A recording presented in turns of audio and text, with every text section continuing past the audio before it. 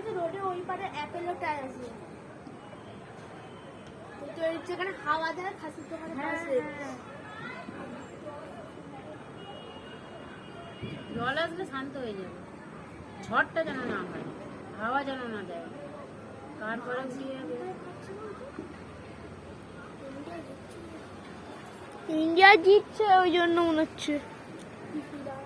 বাবা ওর বৌদিনী আবার ব্যাট বলেছে গো, পিকু পিকু কি হচ্ছে দেখবি, লজ্জা নেই একদম।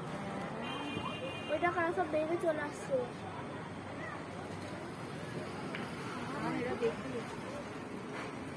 সব দেখতে গেছে, আরো দেখতে গেছে নাকি? দেখতে গেলে হবে কোনো পুলিশে এই এই এই এই এই এই যে গাছটা দেখছে, গাছটা পুড়ছে।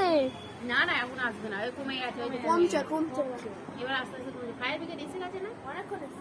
সবাই ঘরে ঘরে গ্যাস তো, হ্যাঁ গ্যাস সব লক করে সইরে দেবে, যাদের যাদের গ্যাস আছে সব আশেপাশে সব আওয়াজ শুনেই সইরে দেবে।